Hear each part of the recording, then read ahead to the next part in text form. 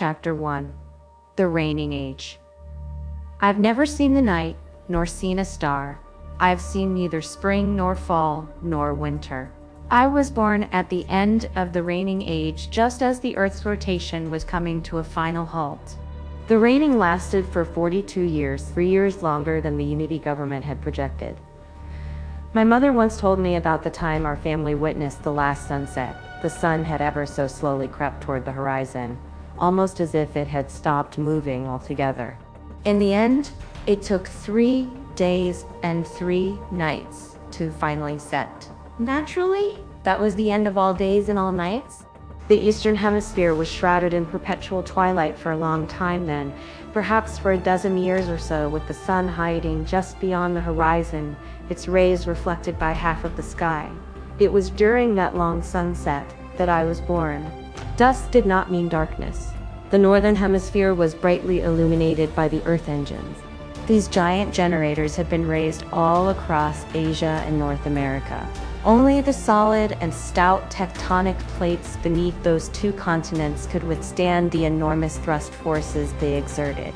There were about 12,000 Earth engines built and distributed across the Asian and American plains. From my home, I could see the bright plasma plumes of several hundred Earth engines. Just imagine a gigantic palace, one as large as the Parthenon on the Acropolis.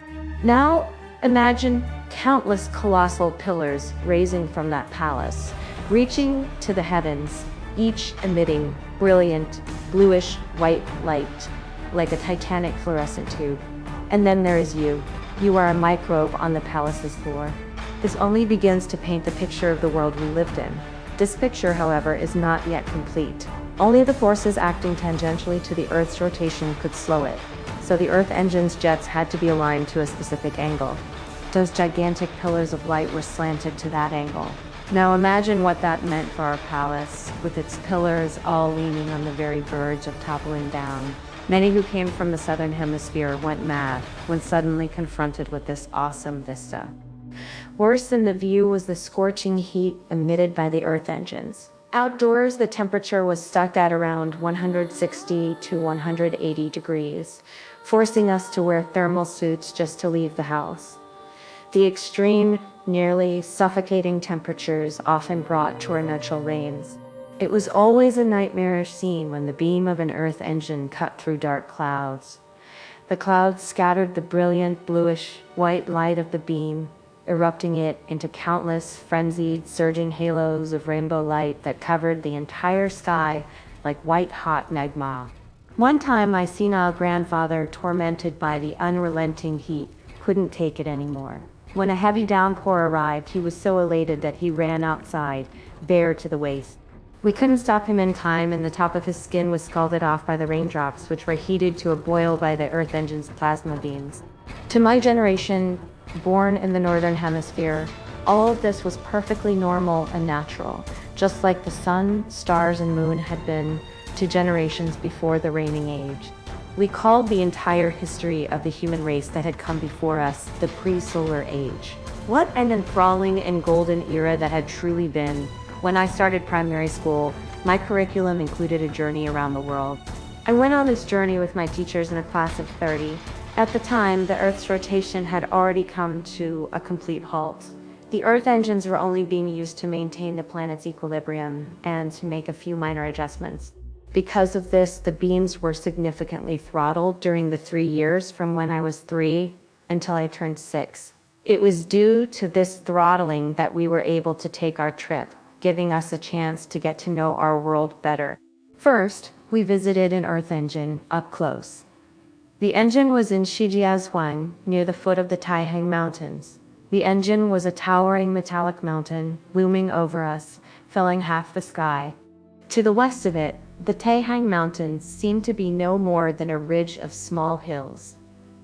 Some of us children exclaimed in wonder that it must be as tall as Mount Everest.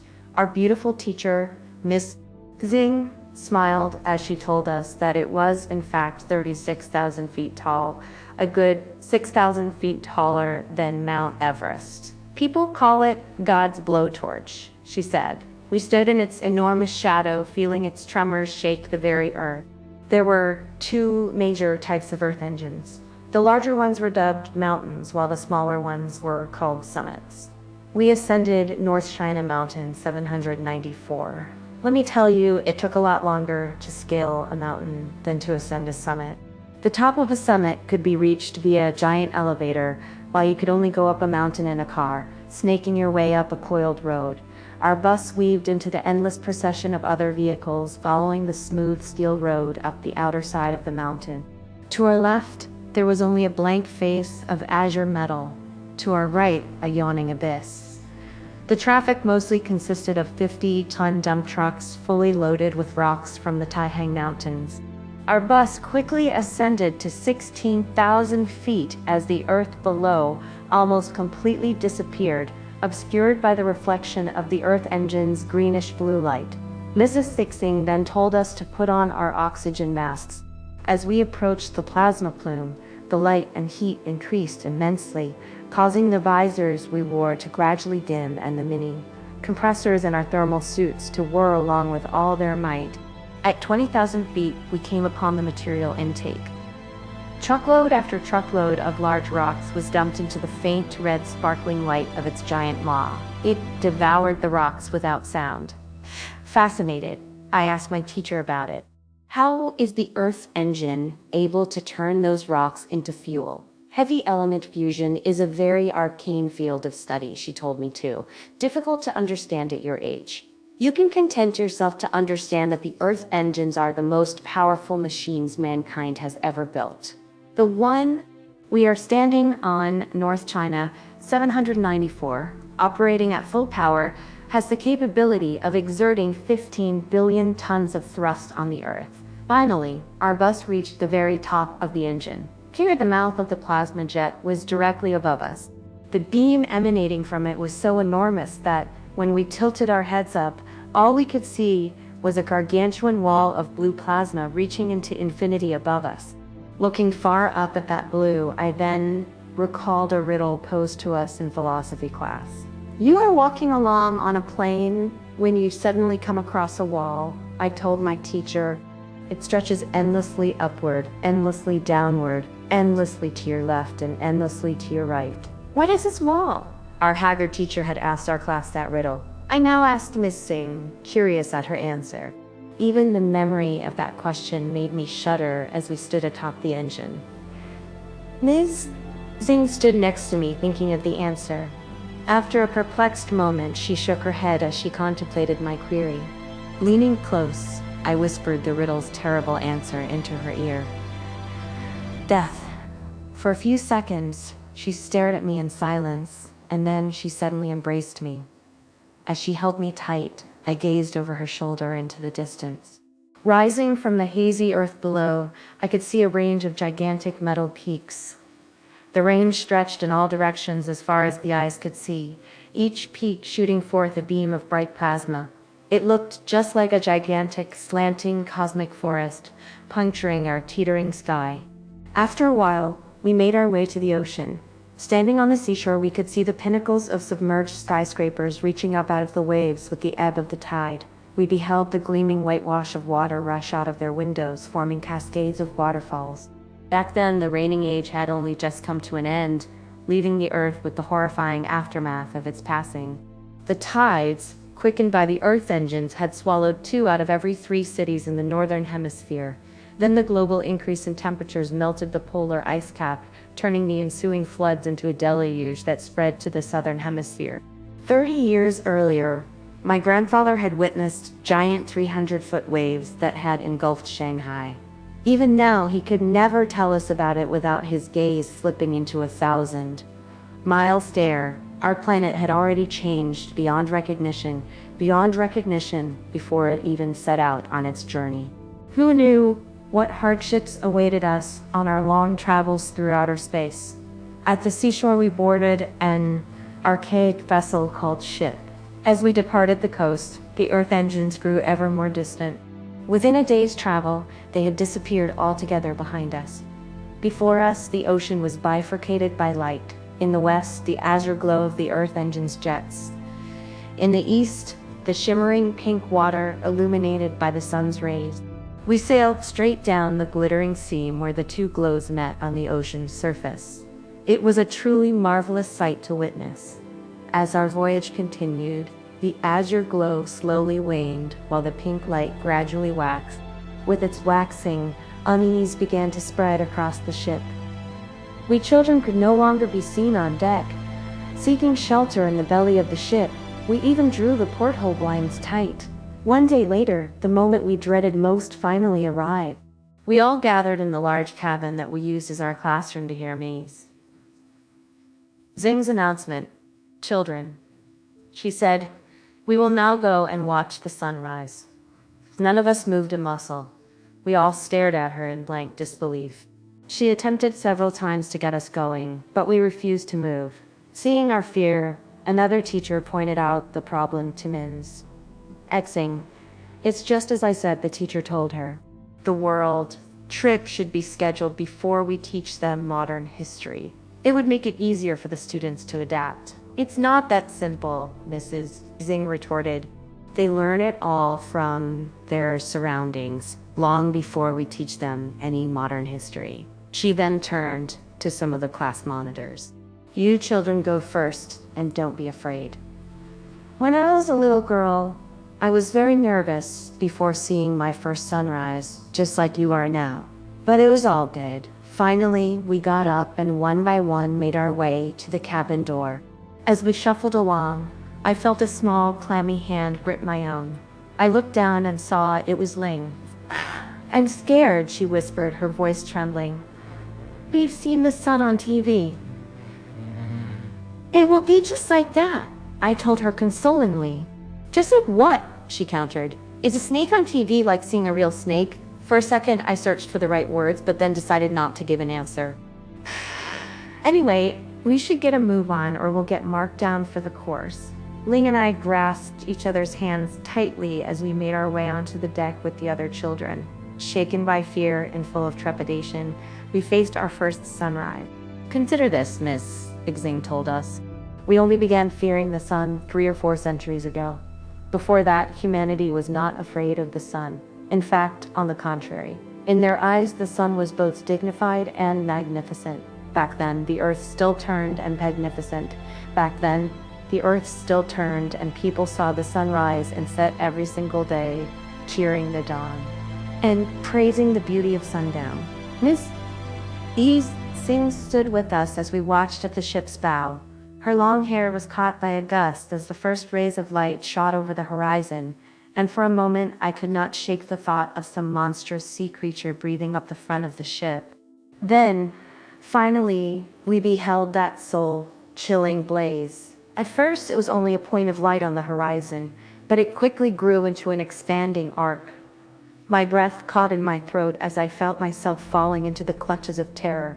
It felt as if the deck below my feet had disappeared. I imagined myself plummeting into the watery abyss below, and Ling fell with me, her wispy frame clinging to my shaking body. The other children, everyone else, the entire world all fell. And then I remembered the riddle. When I first heard it, I had asked my philosophy teacher what color that wall was. He had told me, "It must be black." The answer had seemed off to me. I always thought that a wall of death ought to shine. That was why I had remembered it when I saw the wall of plasma. In that era, death was no longer black. It was the glare of a flash, for it would be a final flash that would vaporize the world. 3 centuries ago, astrophysicists discovered that the fusion of hydrogen to helium inside the sun had abruptly accelerated. In response, they launched more than 10,000 probes straight into the sun. Ultimately, they managed to establish a precise mathematical model describing the celestial body. Using this model, supercomputers calculated that the sun was already on the verge of evolving away from the main sequence, ending its hydrostatic equilibrium and with it, its life, giving heat and light. It was projected that there was only a short time before the fusion of helium would spread through the entire sun, causing a runaway explosion, the so-called helium flash. After the flash, the sun would transform into a huge but dim red giant. It would grow so large that the Earth would be inside the sun, as if swallowed into the sun. In fact, that could never happen. never happened because the preceding helium flash would have already vaporized the Earth. It was all to occur in 400 years. Since then, 380 years had passed. This stellar disaster would not only annihilate and consume every inhabitable telluric planet in the solar system, but it would also forever change the nature and orbits of the Jovian planet. After the primary helium flash, the heavy elements would reaccumulate in the core of the sun, and further helium flashes would repeatedly occur for a period of time. This was a period in the stellar sense, lasting many, many thousands of human lifetimes. All of this made it impossible for humanity to continue living in the solar system, leaving only one last resort: the migration to another star. The technology of the time allowed for only one destination for this migration. That destination was Proxima Centauri, the star closest to ours, a mere 4.3 light years away. But while it was easy to reach a consensus on the goal of the migration, the means were far more controversial. To enrich the learning experience, our ship was turned back twice on the Pacific, giving us 2 sunrises. By then, we had become accustomed to the sight, and we started to believe that the children of the southern hemisphere, who were constantly exposed to the sun, could actually exist and live. We continued our journey into the dawn, watching the sun rise higher and higher in the sky. With it, the temperatures too began to rise. One day, as I was drowsily resting in my cabin, I was suddenly disturbed by the sound of a quarrel coming from outside. Moments later, the door opened and Ling popped her head in. "Hey, the spaceship faction and the Earth faction are at it again," she shouted excitedly. I could not have cared less. After all, they had been fighting for almost 400 years now. Nonetheless, I went outside with her for a quick look and saw a group of boys fighting. It was immediately obvious that Tung was up to his usual games again. His father was an incorrigible member of the spaceship faction and was in fact still in prison for joining an insurgency against the Unity government. Seeing Tung, I guessed that the apple hadn't fallen far from the tree. Miss Ixing and some of the burly sailors had managed to separate the fighting children, but it was no easy feat. Even as he was being dragged away with a bloodied nose, Tung shouted, "Throw the Earth faction overboard." He pumped his fist in to emphasize his point. "I am Earth faction too," Mrs. Xing said with exasperation. "Do you want to throw me overboard too?" "We'll throw every last one of the Earth faction overboard," Tung shouted, utterly unwilling to back down. In those days, the spaceship faction was losing in public popularity, and they had grown even more unruly as a result. "Why do you hate us so much?" Miss Xing asked. "We don't want to wait for death together with you, Earth faction fool," a couple of the spaceship faction kids immediately shouted in response. "We will build the spaceships. All hail the spaceships. All hail the spaceships," they chanted. Miss Xing pressed the holographic emitter on her wrists. Immediately, a holographic image appeared in the air in front of us. We children stared at it in rapt attention, and, at least for a moment, peace returned. Floating in front of us was the image of a glittering and translucent glass sphere. The hermetically sealed sphere was about 4 inches in diameter. 2/3 of it was filled with water. A small shrimp, a small sprig of coral, and a bit of green algae swam in the water. The shrimp languidly moved about inside the sphere. Thing said, "This is something Tung came up with for natural science class. There is more inside this small ball than meets the eye. It is also full of microscopic bacteria. All things inside it interact with and support one another. The shrimp eats the algae and draws oxygen from the water. A shrimp eats the algae and draws oxygen from the water, then discharges organic matter in its feces, and it breathes out gaseous carbon dioxide. The bacteria further break down the discharge into inorganic matter and carbon dioxide. With the inorganic matter, the algae then use artificial sunlight to perform photosynthesis." We all gazed in a way as she explained to us the process. They thereby can manufacture nutrients, grow, and reproduce, all while exuding oxygen for the shrimp to breathe. She told us, with nothing but sunlight, this ecological cycle should be infinitely self-perpetuating. It was the best class work I had ever seen, and I was well aware that it encapsulated Tung's dreams, as well as the dreams of every other child of the spaceship faction, she said fairly. In essence, it is a miniature of the spaceship they so desire. Tung told me that he had designed it according to computations based on rigorous mathematical models, and that he modified the genes of every life form in the sphere, ensuring that their metabolisms would achieve a perfect balance. He firmly believed that life within the sphere would endure, right down to the natural end of the shrimp's life. All of us teachers loved the project, and we provided it with artificial sunlight at the required intensity. Convinced by Tung's calculations, we quietly wished that his little world would succeed. But today, just about a dozen days later, with great care, Mrs. Liu Cixin produced the real glass sphere from a small box. The shrimp floated on the water's surface dead. The water itself had gone a dismal shade of cloudy, and the rotting algae inside had lost their green and had now turned into a dead, woolly substance covering the coral. This small world is dead. Children, who can tell me why? Miss Singh asked, showing us the lifeless sphere. Someone quickly called out an answer. It is too small. Mrs.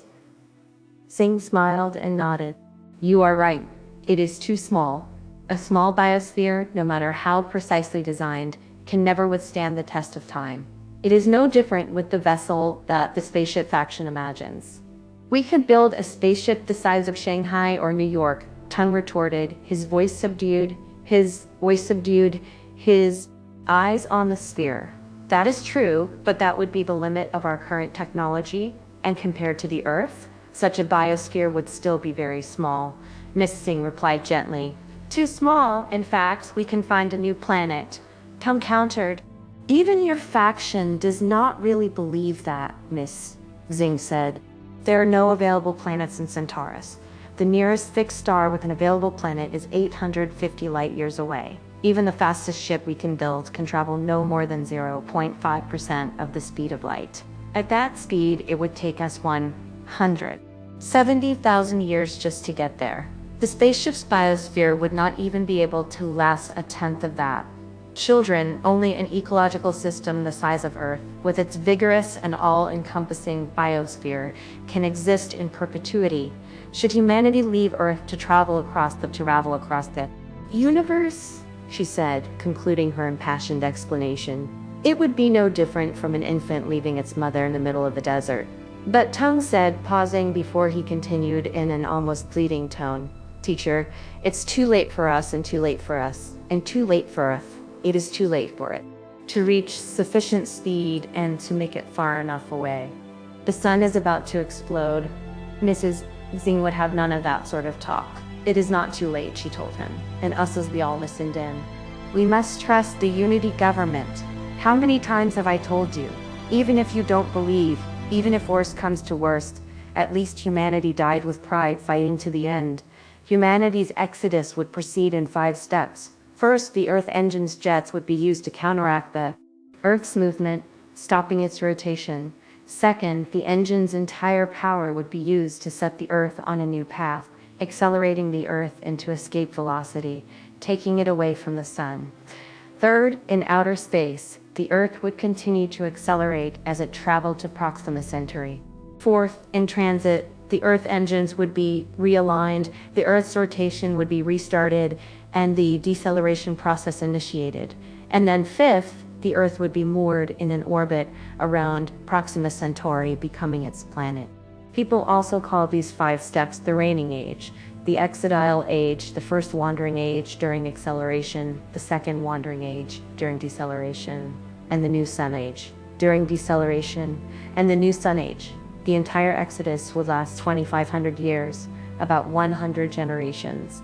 Our ship continued its voyage, making its way into the Earth's night. Neither the light of the sun nor the glow of the Earth engines could be seen here. As we stood in the cool Atlantic breeze, we children saw our first starry sky. God, the beauty of it was heartbreaking. Mrs. Ixing arched her arm around the nearest few of us, as if to embrace us all with one hand. Look, children, she said as she pointed to the heavens with her other hand.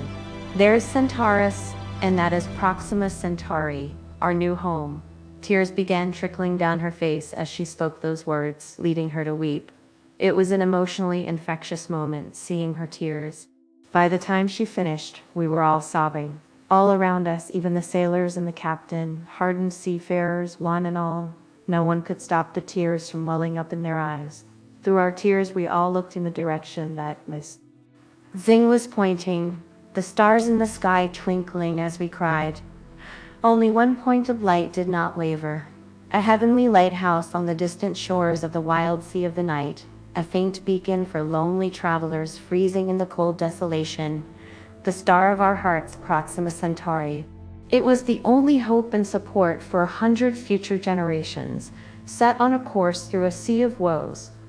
On our return voyage, we saw the first sign that Earth had begun its journey.